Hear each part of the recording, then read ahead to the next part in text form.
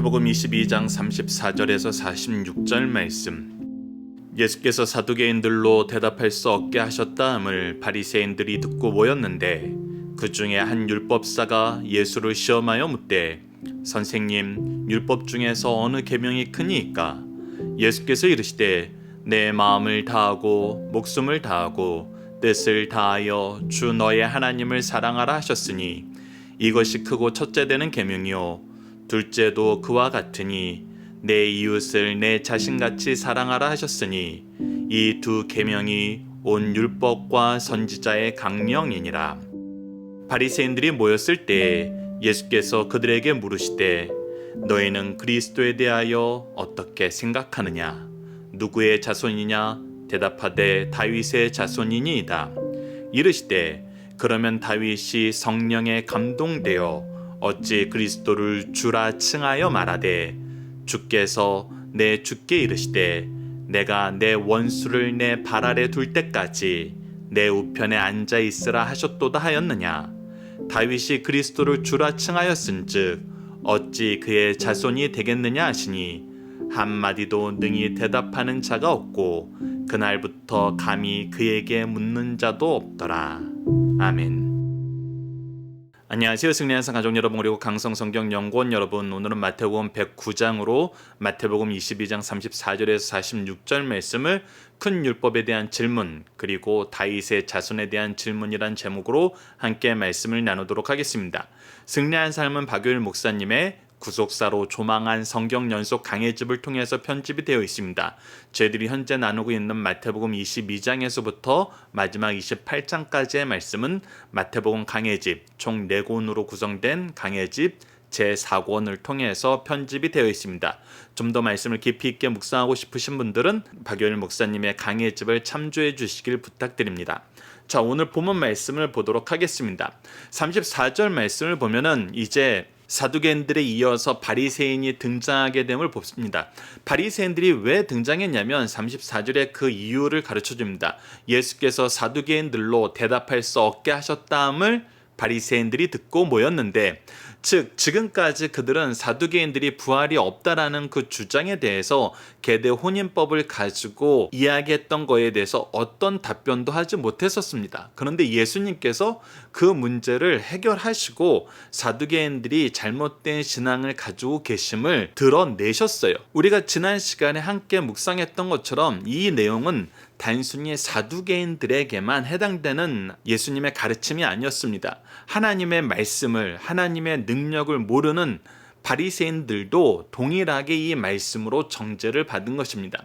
그러자 바리새인들은 예수님을 다시 한번 시험하여서 자기들의 이론으로, 자기들의 지식으로 예수님을 이기고 싶어서 예수님이 절대로 대답할 수 없을 거라고 생각하는 질문을 다시 하나 만들려고 합니다. 그때 한 율법사가 다음과 같은 질문으로 예수님을 시험합니다. 그 내용에 대해서 35절과 36절을 봅시다. 그 중에 한 율법사가 예수를 시험하여 묻되 선생님, 율법 중에 어느 계명이 크니까? 라고 묻고 있습니다. 자, 여기서 크니까? 라고 묻는 거에 대한 우리가 배경 지식을 한번 보도록 하겠습니다. 유대 선생들은 하나님께서 주신 말씀을 잘 지키기 위해서 십계명의 글자 수에 해당하는 613개의 조문을 추가적으로 만들었습니다. 이 안에서 248개는 뭐뭐 하라는 것이고 365개는 뭐뭐 하지 말라라는 조항들로 가득 차 있었습니다. 이곳에는 여러 가지 내용들이 구성되어 있습니다. 시민법이 있고 도덕법이 있고 의식 및 성결례법이 있습니다. 그래서 이것들 가운데 서로 자기네들이 크다고 주장하는 것들이 있었어요. 자, 여기서 서로 크다고 주장하는 것을 통해서 우리가 무엇을 볼 수 있냐면 각자가 생각하기에 크다고 주장하는 것이 자기가 더 잘 지키고 더 중요하게 여기는 것이고 그것을 드러내는 거였어요. 내가 더 큰 사람이 될 수 있는 거예요. 즉 어느 계명이 크다는 것은 정말 하나님 앞에서 하나님의 말씀을 잘 지키기 위한 것이 아니고 도리어 이것을 잘 지키는 나의 의를 드러내기 위해서 이러한 다툼이 있었다는 것입니다. 성경 안에서 분명히 볼 수 있는 것이 무엇이냐면 하나님은 완전하신 분이세요. 그래서 하나님의 뜻은 이루어지지 않는 것이 없고 서로 충돌되는 것이 없어요. 그런데 이것이 충돌되게 보이는 것은 사람들이 각자 자기 생각으로 이것을 해석하다가, 우리가 지난 시간에 사두개인들도 이 계대 혼인법에 대해서 이것이 부활에 대한 말씀이 아닌데 자신네들의 해석을 덧붙여서 이것이 부활이 없다 하는 말씀으로 둔갑시키는 순간 이것이 충돌되어 보였던 거거든요. 근데 원래 말씀의 본뜻을 찾아가고 원래 말씀이 주시는 의미를 찾아가면은 그것이 충돌되지 않음을 예수님의 가르침을 통해서 우리가 확인할 수 있었어요.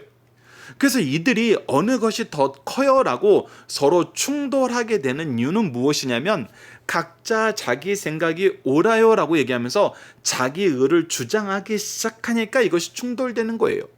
그래서 더 큰 계명을 찾는 것 자체가 이들의 의도가 하나님의 뜻과 벗어나 있다는 거예요. 그것을 우리가 잘 알 수 있는 말씀이 자주 나눴던 바로 로마서 10장 3절입니다. 하나님의 의는 모르고 자기 의를 세우려고 힘써 하나님의 의에 복종하지 아니하였느니라. 즉 그들이 무엇이 큽니까? 라고 생각하는 것은 하나님의 의를 알고 하나님의 말씀을 알고 하나님의 능력을 알고 주장하는 것이 아니라 자기 의를 세우려고 주장하는 것이기 때문에 이 다툼이 끊임없었던 것입니다. 그래서 이들도 동일하게 하나님의 말씀도 하나님의 능력도 알지 못하고 있는 거예요. 그래서 첫 번째 문제, 앞선 사두개인들 그리고 지금 바리새인들은 무엇을 위하여 열심을 내고 있나요? 무엇을 위해서 열심을 내고 있어요? 자기 의, 자기가 더 똑똑하다, 자기가 더 높다, 자기가 더 위대하다. 끊임없이 이것을 추구하는데 이것을 추구하는 도구로 성경을 이용할 뿐이에요. 그렇기 때문에 이들의 다툼은 끊임없이 계속되는 것입니다. 우리는 이 차이를 분명히 인식해야 돼요. 자, 그러자 예수님께서는 참 지혜로운 말씀으로 성경의 본뜻을 우리에게 가르쳐 줍니다. 37절로 40절 말씀이 너무나 중요합니다. 예수께서 이르시되 내 마음을 다하고 목숨을 다하고 뜻을 다하여 주 너희 하나님을 사랑하라고 하셨으니, 자, 이 말씀이 바로 성경에 기록되어 있는 말씀을 예수님께서 인용한 거예요. 즉 예수님께서는 자기 생각을 얘기하지 않으세요. 성경에 나와 있지 않는 다른 법들을 얘기하지 않으세요. 오직 성경 말씀을 얘기하세요. 그것이 바로 신명기 6장 5절입니다. 너는 마음을 다하고 뜻을 다하고 힘을 다하여 내 하나님 여호와를 사랑하라. 그리고 이거에 대한 해석으로 38절, 이것이 크고 첫째 되는 계명이요 라고 얘기해 주는 거예요. 왜 이것이 크고 첫째 되는 계명인지 우리가 37절 말씀을 자세히 한번 보도록 하겠습니다. 자, 중요한 것은 여기에서 너의 마음이 있어요. 너의 목숨이 있어요. 너의 뜻이 있어요. 근데 너의 마음과 너의 목숨과 너의 뜻을 너희들은 어떻게 사용하고 있냐는 거예요. 누구를 위해서 사용하고 있냐는 거예요. 누구 앞에서 사용하고 있냐는 거예요. 지금까지 이 모든 것은 내 거였어요. 나를 위해서 사용해야 되는 나의 것이었어요. 그리고 나의 것을 크게 하기 위해서 내 마음도 내 목숨도 내 뜻도 바쳤어요. 그런데 성경 말씀에서는 그것이 아니라는 거예요. 그것을 누구에게 바쳐야 된다는 거예요. 주 너희 하나님을 사랑하는 데 바쳐야 된다는 거예요. 즉 나는 없고 오직 하나님만 있고 하나님께로 모든 것이 가는 것, 이것이 말씀이 가르쳐주는 본뜻이라는 거예요. 그러니까 내가 드러나는 것이 아니라 오직 하나님만 드러나게 하는데, 하나님을 사랑하는데, 하나님을 향하는데, 하나님과 함께하는데, 그의 뜻을 기뻐하는데 우리의 모든 것이 집중되어야 된다는 거예요. 그래서 내 생각이 아니라 하나님의 뜻이 선포되면은 이것은 충돌될 것이 없고 이것이 가장 근원적인 거, 근본적인 거, 가장 우선적인 거라는 거예요. 그리고 예수님께서는 둘째도 얘기하십니다. 근데 둘째도 보십시오. 둘째도 그 같으니 내 이웃을 내 자신같이 사랑하라 하셨으니, 자, 여기에서도 누가 사라지는 거예요? 내가 사라지고 누구만 보이는 거예요? 내 이웃만 보이는 거예요. 자, 이것을 우리가 주의 깊게 봐야 된다는 것입니다. 이 부분도 구약의 말씀의 인용인데 바로 레위기 19장 18절 말씀입니다. 원수를 갚지 말며 동포를 원망하지 말며. 자, 우리가 악에 대해서 악으로 대응할 수 있어요. 그리고 때로는 그 악에 대해서 우리가 끊임없이 복수를 생각할 수 있어요. 그런데 하나님께서 뭐 하라는 거예요? 그러지 마라. 그러지 말고 뭐 하라? 사랑해라.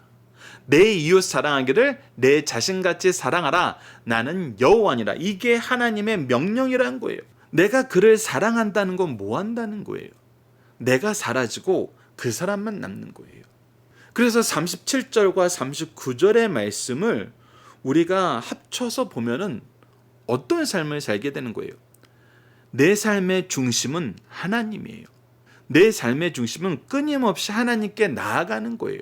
그리고 하나님의 은혜 안에서 살면서 하나님의 백성으로 살면서 하나님의 일꾼으로 살면서 하나님의 자녀로 살면서 하나님의 기업을 이을 자로 살면서 오직 누구를 위한 사랑을 가지고 사는 거예요? 바로 이웃을 향한 사랑을 가지고 사는 거예요.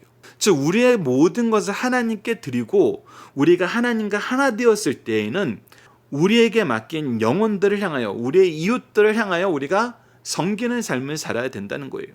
그런데 여기서 놀라운 신비가 있죠. 앞으로 우리가 예수 그리스도의 낮아지심과 예수 그리스도의 높아지심을 통해서 보는 것이지만 예수님께서 어떤 삶을 사셨어요? 바로 이 삶을 고스란히 사셨어요.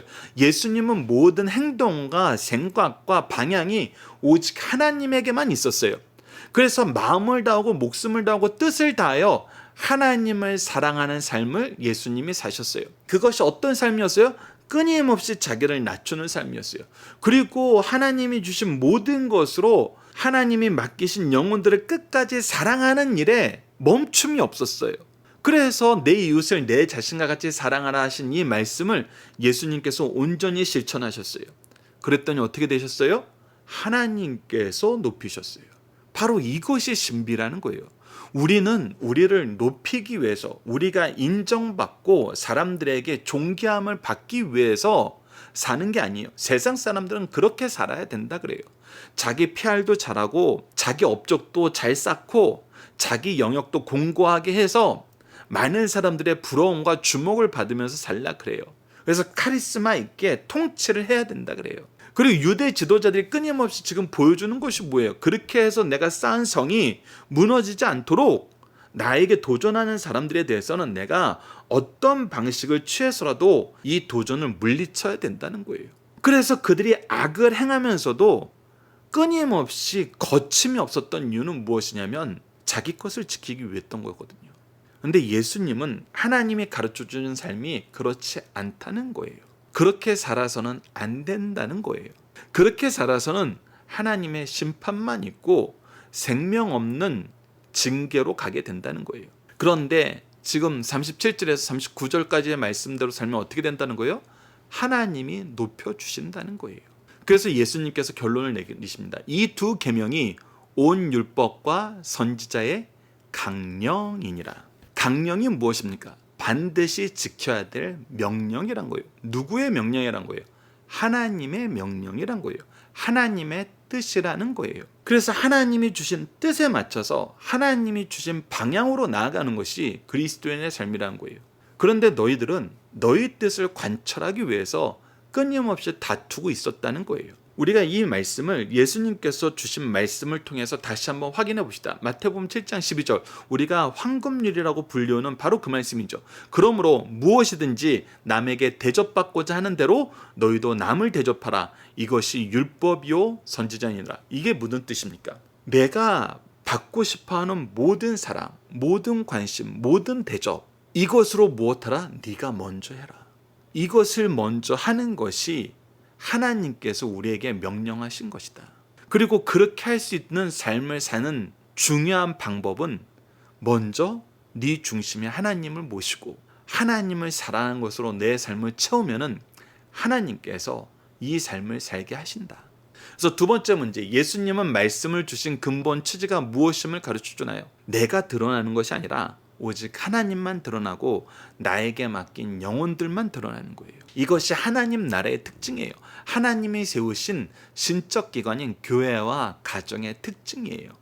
하나님의 통치를 인정하는 사회의 특징이에요. 자, 이제 마지막 단락을 보도록 하겠습니다. 그러면서 이제 예수님께서 이들이 얼마나 미련하고 얼마나 성경에 대해서 모르고 있는지 알려고 하지 않는지, 자신의 유익을 위해서 살지 하나님의 말씀에 대해서 얼마나 무지한지 가르쳐 주시는 말씀입니다. 41절을 보십시오.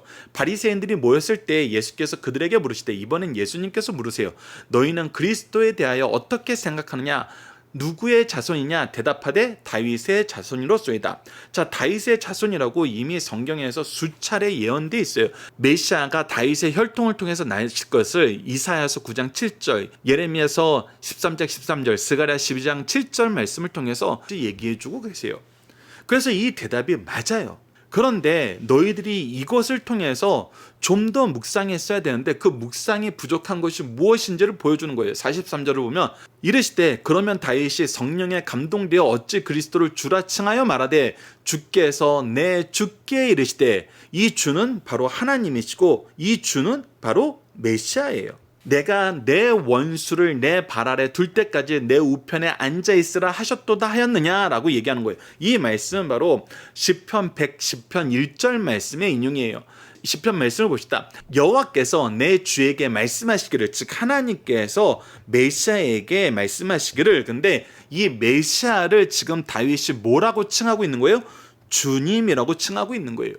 자기 후손으로 나는 존재에 대해서 주라고 칭하고 있다는 거예요. 그렇다면 이 메시아의 존재가 무엇을 의미하느냐? 어찌 아직 태어나지 않은 자손에게 주라고 칭할 수 있겠느냐? 이 뜻이 무엇이에요? 바로 그분이 선지하신 분이시다. 이때 이미 계신 분이시다. 이것을 우리에게 가르쳐주는 거 아니냐는 거예요.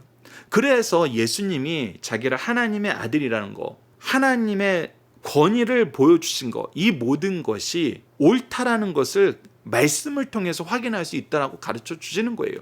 계속해서 45절 말씀을 봅시다. 다윗이 그리스도를 주라 칭하였은즉 어찌 그의 자손이 되겠느냐 하시니. 조금 전에 말씀드린 이 얘기를 예수님께서 물어보시는 거예요. 너희들이 이 말씀을 보면서 왜 이 말씀의 의미를 깊이 있게 보려 하지 않느냐? 이 말씀이 주는 의미가 얼마나 크냐? 앞으로 오신 메시아에 대해서 다윗이 미리 성령의 감동으로 너희들에게 주신 말씀 아니냐? 그렇다면 이 말씀을 묵상하면서 하나님의 뜻을 알고 하나님의 능력을 알아야지. 앞으로 우리에게 오신 메시아는 다윗의 자손으로 온 것이 옳지만 다윗을 통해서 선언하게 하신 것은 그분이 육적으로는 자기 후손으로 오지만 이미 나의 주인이라고 불릴 영광스러운 분이라는 걸 너희들에게 가르쳐주지 않느냐?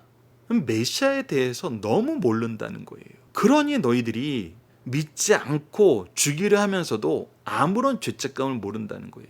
그러자 어떻게 됩니까? 46절, 한마디도 능히 대답하는 자가 없고 그날부터 감히 그에게 묻는 자도 없더라. 이 말씀이 참 안타까운 것이, 대답하는 자가 없고 묻는 자가 없다는 건 뭐예요? 예수님을 죽이기 위해서 시험하는 자가 더 이상 있지 않게 됐다는 거예요.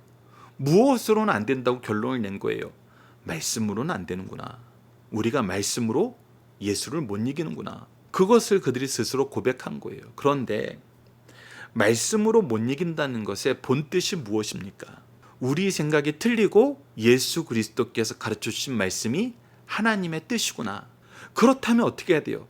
하나님의 뜻을 따르라고, 하나님의 뜻을 가르치라고, 하나님의 뜻을 모범되게 지키라고 직분을 받은 자들이 바로 바리새인들이었어요.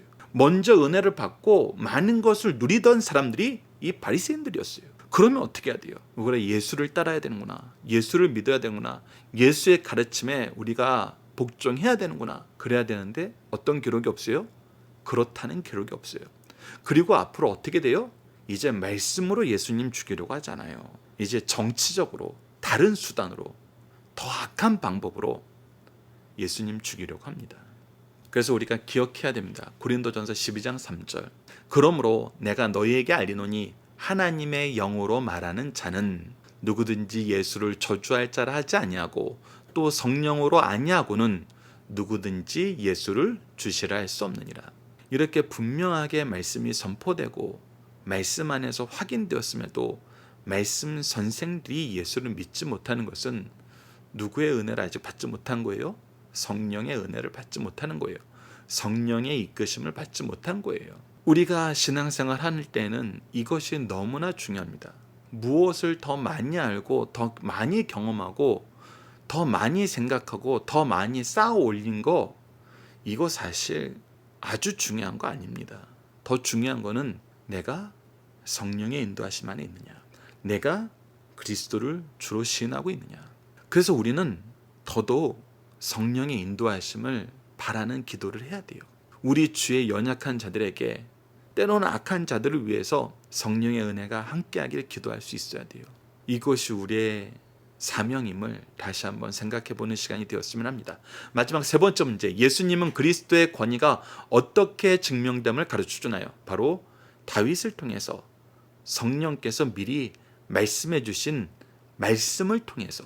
오늘 본문 말씀 너무나 신비롭지 않습니까? 예수님께서 광야에서 사탄에게 시험을 받을 때 말씀으로 이기셨어요. 예수님께서 사두개인들과 바리새인들의 시험을 이길 때 말씀으로 이기셨어요. 말씀의 능력 얼마나 크고 놀라운지 우리가 다시 한번 묵상하고 말씀을 통해 승리하게 하시는 하나님의 계획에 순종하는 우리 승리하는 삶 가족 여러분 되었으면 합니다. 자, 함께 문답으로 나누는 중심 사상을 하나씩 확인하도록 하겠습니다. 바리새인들은 예수님을 시험하기 위한 질문으로 왜 큰 율법에 대해서 물었나요? 자신들도 해결하지 못한 문제로 예수님의 무능을 나타내기 위함입니다. 바리새인들과 헤롯 당이 합심하여 예수님께 정치적 문제인 납세부를 묻고, 사두개인들은 부활의 문제를 가지고 와서 물어도 예수님은 지혜롭고 권위 있게 대답하셨습니다. 이에 예수님을 책잡지 못하고 뒤로 물러서자 어떤 율법사가 당시 논쟁의 중심에 있는 어느 것이 큰 계명인가를 질문해 왔어요. 예수님 시대 종교 지도자들은 하나님께서 주시는 계명 중 하나님께 제사 드리는 것을 규정하는 예시계법이 큰가, 그렇지 않으면 인륜에 관한 도덕률이 큰가, 아니라면 모든 율법의 대수 계율을 모두 동일한가 등으로 서로 논쟁하였어요. 그리고 이 논쟁은 해결되지 않았었어요. 그래서 이 문제를 가져와서 예수님께 질문하는 걸 통해서 어떻게 하든지 예수님을 책잡으려는 것을 볼 수 있어요. 이와 같이 사람이 죄에 대한 욕망이 얼마나 집요한가를 우리에게 보여주고 있습니다. 두 번째, 예수님은 율법이 가르쳐주는 근본 취지가 무엇임을 가르쳐주나요? 모든 계명을 요약하면 하나님을 나보다 더 사랑하고 사람을 자신과 같이 사랑하라는 것입니다. 다양한 규례와 율례는 이것들을 실천하기 위한 바른 방법을 가르쳐 주신 것인데, 근본 정신은 버리고 방법을 가지고 다투고 있던 것입니다. 근본 정신이 없으니까 하나님 앞에 겸손해지는 것이 아니라 스스로의 의를 끊임없이 주장하게 된 거예요. 사람에게 가장 큰 계명은 하나님을 전 인격으로 다하여 섬기는 것이요, 그 다음은 하나님께서 자기 형상대로 만드신 인간을 자신과 동일하게 사랑하는 것입니다. 이 두 계명이 조화롭게 우리의 삶을 통해서 성취될 때 성경은 성취되고 하나님께 영광 돌리게 됩니다. 세 번째, 예수님이 다윗을 통해서 보여주고자 하시는 권위는 무엇입니까? 예수님은 자신의 신성과 선지성을 다윗의 증언을 통해서 가르쳐 주십니다. 메시아는 분명 다윗의 혈통으로 나실 것을 선지자를 통해서 말씀하셨습니다. 조금 전에도 말씀드렸던 것처럼 이사야서 9장 7절, 예레미야 13장 13절, 스가랴 12장 7절 등에 나타나고 있어요. 근데 다윗은 시편 110편에서 그리스도를 주라 칭하였습니다. 이로 볼 때 메시아는 다윗의 주로서 선지하신 분이십니다. 그러므로 메시아는 세상 어느 국가의 통치자가 아니시며 영적 주가 되심을 우리에게 가르쳐주고 있습니다. 이제 암송 고백 결단 기도 훈련을 나누도록 하겠습니다. 오늘 말씀을 통해서 제가 암송 구절로 선택한 것은 22장 37절입니다. 예수께서 이르시되 내 마음을 다하고 목숨을 다하고 뜻을 다하여 주 너의 하나님을 사랑하라. 오늘 본문 말씀을 통한 믿음의 고백은 다음과 같습니다. 사랑하게 하시기 위해서 주신 말씀으로 미워하며 다투지 않게 하시고, 이 바리새인들처럼 그런 다툼을 일으켜서는 안 됩니다. 믿음을 주시기 위해 허락하신 말씀을 바로 보지 않아 믿지 못할 이유를 만드는 어리석음, 바로 사두개인들과 같은 어리석음에서 벗어나게 하여 주소서. 이제 함께 기도 훈련을 나누도록 하겠습니다. 기도는 다음과 같이 5단계를 통해서 우리가 훈련하고 있습니다. 첫 번째는 구속의 역사에 나타난 하나님을 배우고 고백하고, 두 번째는 우리를 위해서 먼저 행하신 일을 감사하는 감사의 기도, 세 번째는 하나님의 뜻을 따르지 못함을 회개하는 회개의 기도, 네 번째는 주님 뜻 이루는 데 쓰임받도록 도우심을 간구하는 간구의 기도, 마지막으로 구속을 이루신 예수님의 이름으로 기도하는 것입니다. 다음과 같이 기도합시다. 우리를 먼저 사랑하시고 더 많이 사랑하시고 끝까지 사랑하시는 하나님, 하나님께 받은 사랑에 감격하여 그 사랑을 힘입어 이웃까지 사랑하게 하심을 감사합니다. 사랑하라 주신 말씀, 믿음을 더하기 위해 주신 말씀을 외면하면서 미움을 위해, 자신의 의를 위해 오용하고 남용함을 용서하여 주소서. 성령의 인도하심을 통해 말씀을 주신 본뜻을 잘 이해하여 누구보다도 예수 그리스도를 바로 믿고 고백하고 선포하고 그리스도의 사랑으로 더 많은 영혼을 사랑할 수 있도록 도와주소서. 예수님 이름으로 기도드립니다. 아멘. 감사합니다.